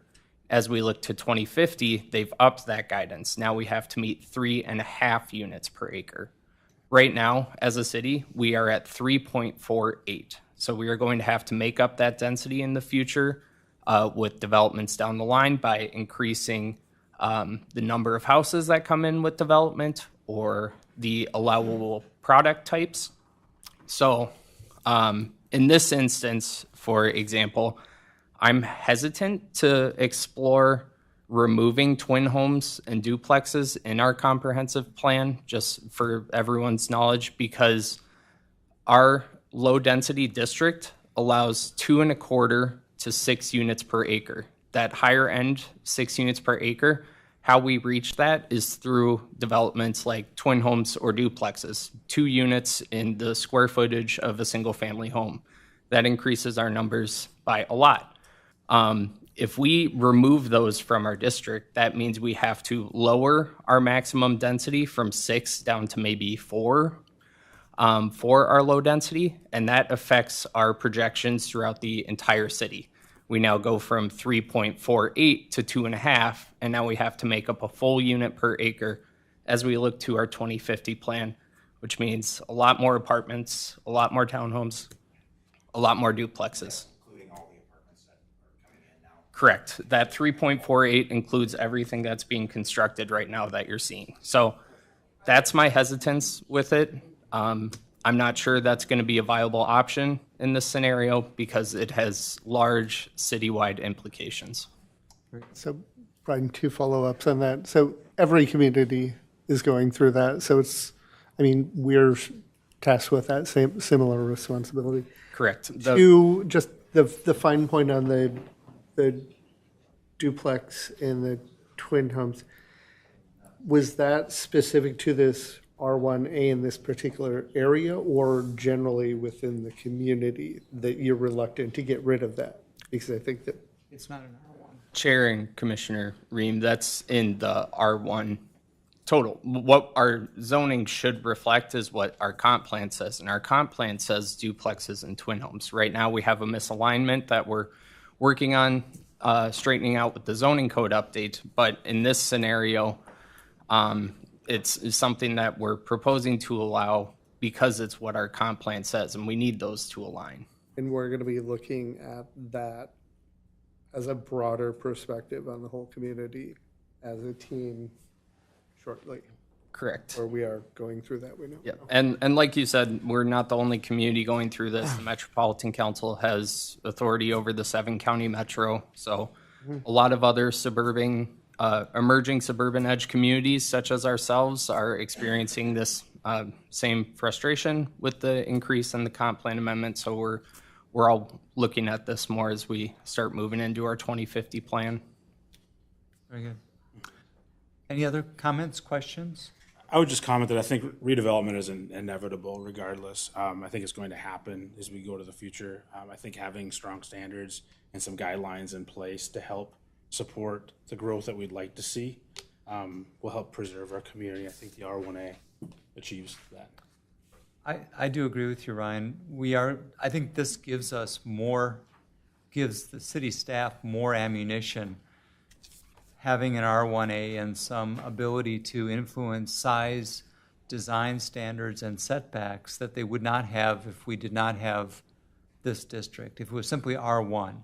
The other thing that it solves is, when these smaller lots are developed, ironically, it could backfire and force either vacant lots or multiple lots to be sold, and then resulting in much bigger properties.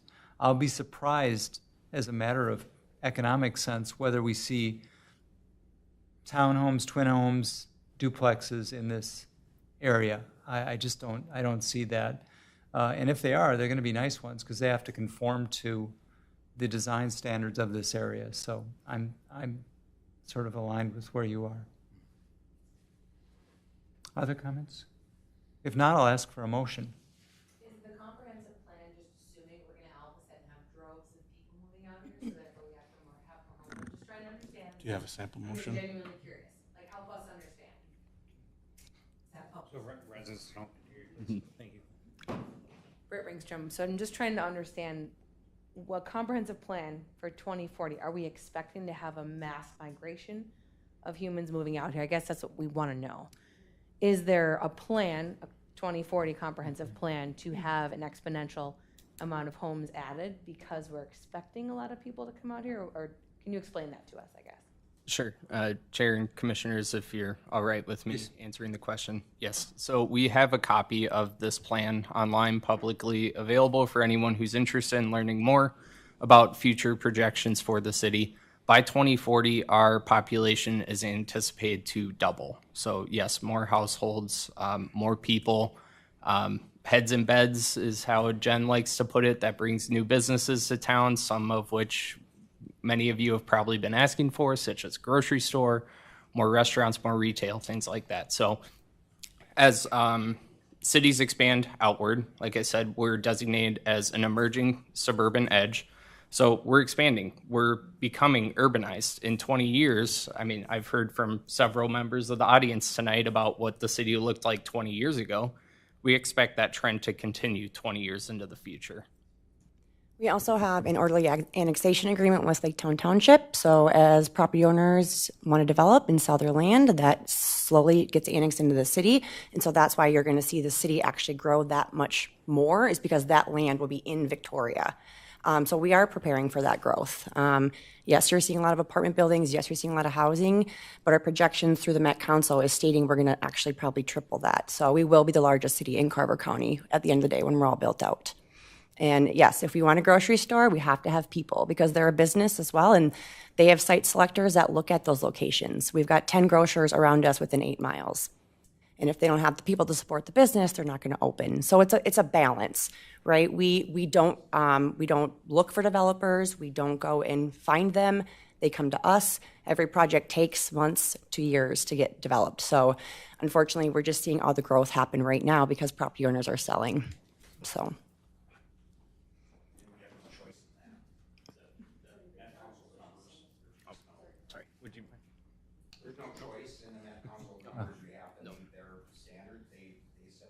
Correct. So the Met Council holds our sewer permits. So they hold our feet to the fire when it comes to doing developments. And Brian, if you want to speak more on that. But yeah, so it is imperative that we work with them. We do struggle with some of that. We don't agree on a lot of their forecasts because we as staff and council and commissioners love the rolling hills, the big yards, the larger setbacks. So we are trying to actively work with developers when they come in.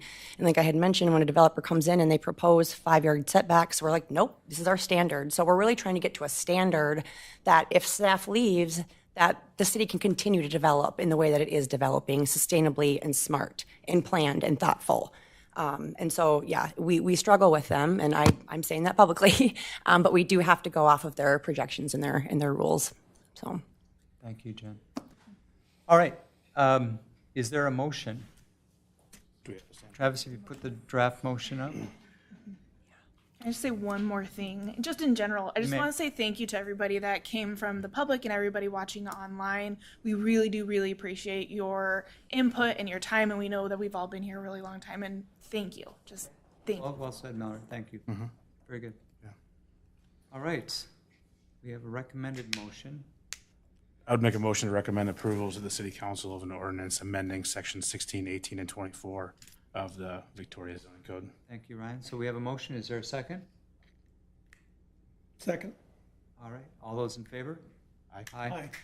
Any opposed? I'm going to go no on this one. No. Two I no's. understand the justice. Very good. All right. Thank you very much. Our second item for discussion tonight, second item is to discuss the proposed zoning code, Article 5, on planned unit developments. I'll now turn it back to Associate Planner Travis Brierly for a staff presentation.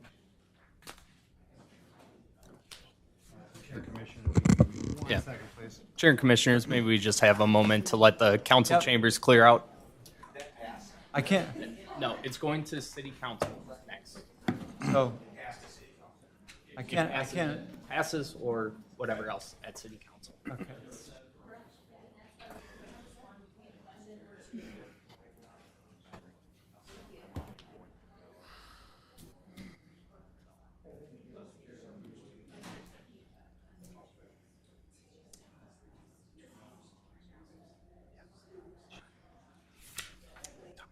All right, thanks everyone. So let's move on to item 3.2, planned unit development discussion.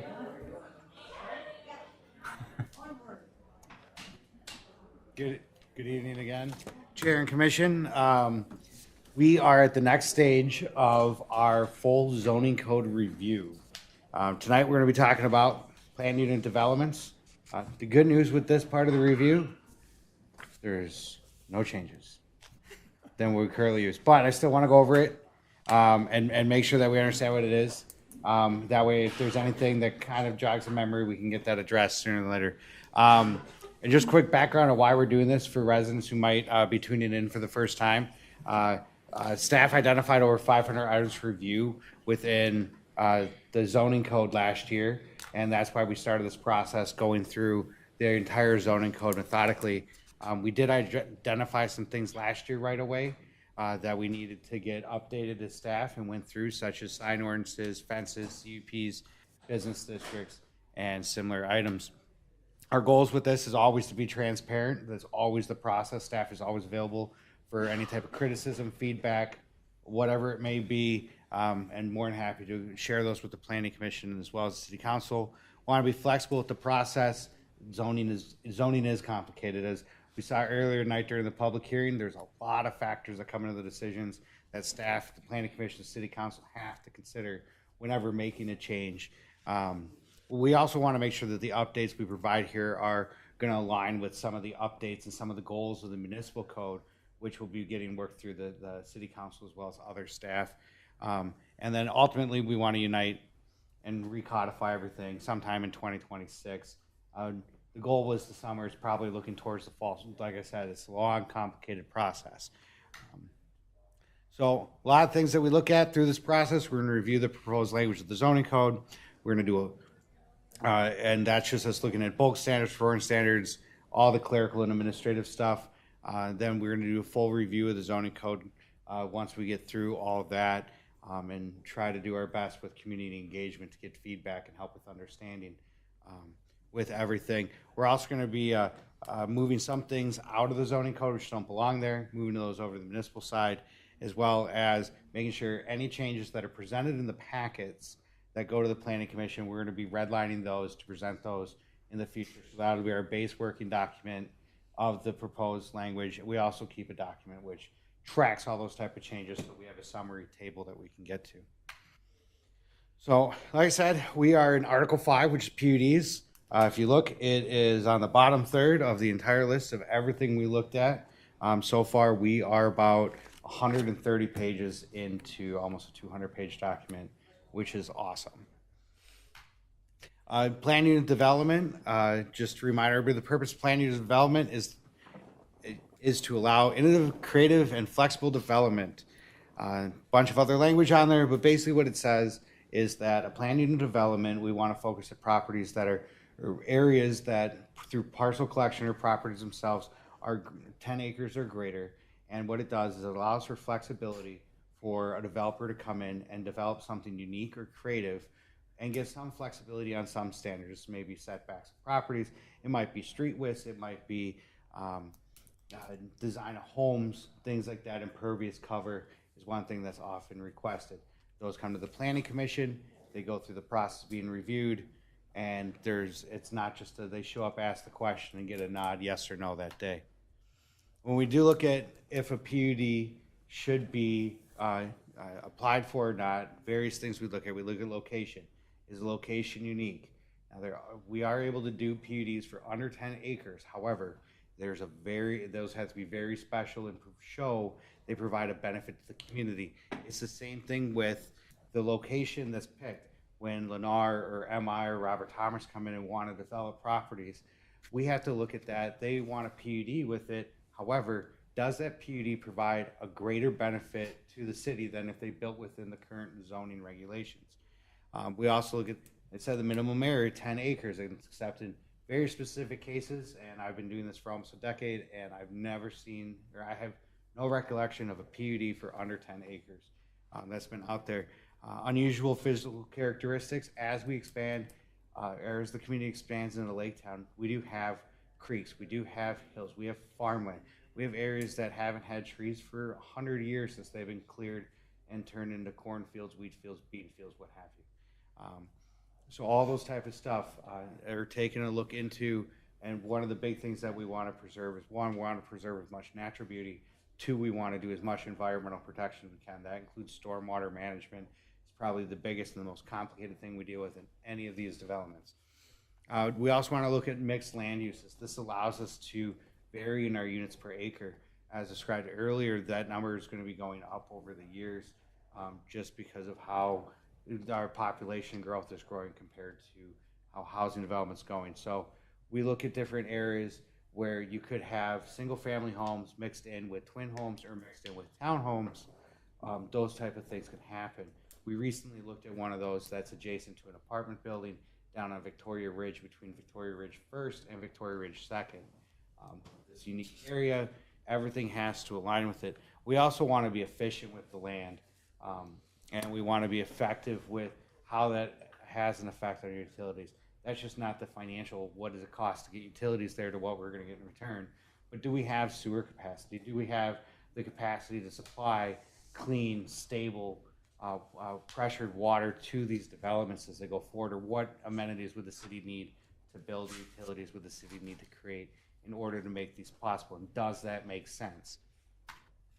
As far as the process goes, a developer will generally approach staff, and we will spend anywhere from a couple months to a couple years going back and forth on various plans, looking at anything from our development review team, which includes our emergency services. It includes our public works, city engineer, planning staff, community economic development staff, and then it's also brought forward and discussed with administrative staff and then financial staff at certain points where we need it.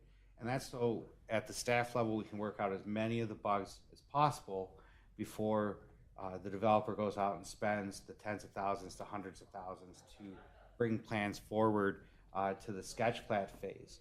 Sketch plat phase is the first time that the Planning Commission, as well as the City Council, gets their bite at the apple, so to speak, when it comes to a development, to say what they like, what they don't like, and to give that direct feedback to the developer.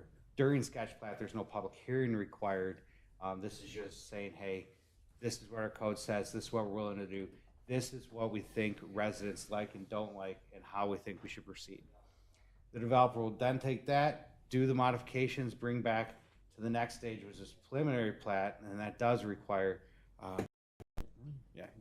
sorry, it's late.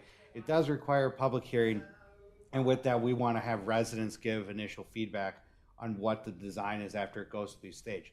So as we go through the planned unit development stages, we're going to include more and more people and expand that type of engagement. After all that's said and done, a developer will come back with final plat, show their final designs. That's kind of public hearing. We need to make sure that once that approval is done and then we start working on developer agreement documents and things like that, we want to make sure this is set and this is the right thing, because we don't necessarily want to ask for an amendment or the developer asking for an amendment to any type of agreements that are in place. So with that, that's what a PUD is. It's fun. We've been through a lot, especially been on the Planning Commission for a while. We have a lot of PUDs in town. The next thing that we would be looking at when it comes to review is a sign ordinance. We recently approved, or the city approved a sign ordinance last fall. So there's not really anything for changes in that, but there are some interesting things that we're going to want to discuss. With that being said, are there any questions on PUDs or where we're moving forward? Thank you, Travis. As you mentioned, there are no changes to this section, so unless there are questions or comments, we'll move on. But I want to give the commission a chance to ask any questions you might have or comments. The only change was the one sentence that's redlined. Excuse me, besides clerical changes so we can have references, sure. We do have one change. We don't require 11 by 17 printouts from the developer to be dropped off. Everything's done electronically now, and if we need to, we have our own printer. And if we ask the developer to bring in prints, they want the PUD, they're going to bring in prints to help us out. Fair enough. Yeah, I read it last night. Very good. All right. This doesn't require any formal motion, so we'll move on.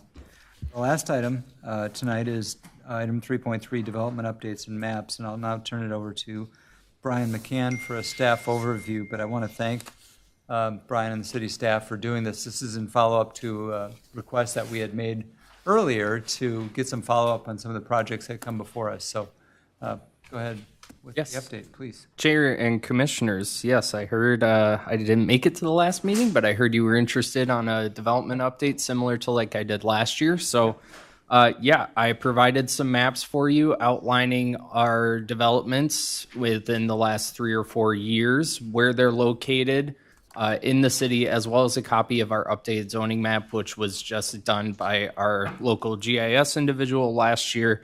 So I have copies of those maps printed out for you. The case is online, publicly available as well. I'll note that we also have a development resources page on the city website that we update quarterly, if not more often, as projects come in. And the sheets that you have in front of you that were in the case tonight also list how many housing units, what types of housing units, what stage in the development process they're in right now. So it's a really comprehensive overview of where we're at for the year as we start looking into our development activity in the coming months in the winter. Terrific. Good. Thank you. Love the pictures. Good. Glad you like them. Well, it really helps to see it. The graph. I agree. I agree. Any other questions, comments? I really, again, really appreciate staff doing this for us. So no formal motion, so we'll move on. Staff, are there any miscellaneous items for us? Yeah, I've got a couple minor items for you. First off, we do have some new artwork in the chambers this evening. So as we've done in the past, our city clerk likes to hear from all of our commissions, committees, city council to hear what their favorite piece of art is in the latest collection. So please fill out a form and provide it to me after the meeting on which one is your favorite so that I can give it to our city clerk. Secondly, our next meeting is on October 21st. As Travis mentioned, we have the sign code update. So far, that's the only thing on the agenda. We're only 2 weeks out, so I'd be surprised if anything else comes up, but you never know. So that should be a relatively short meeting since we just did that revision recently. And then lastly, I just want to make a note as we start thinking about the holidays. I know the snow hasn't dropped yet, but we got to think about that as upcoming meetings are coming. We've already got items coming to our meeting the week of Thanksgiving. So please, if you're going to be out the week of Thanksgiving or potentially Christmas, just let me know so that we can make sure we have a quorum for those dates. Very good. Thank you, Brian. Commissioners, any miscellaneous items? If not, can I ask for a motion to adjourn? Motion to adjourn. Thank you, Mallory. Is there a second? Second. We have a second. All those in favor? Aye. Any opposed? Thank you. Motion carries. We are adjourned. Appreciate it.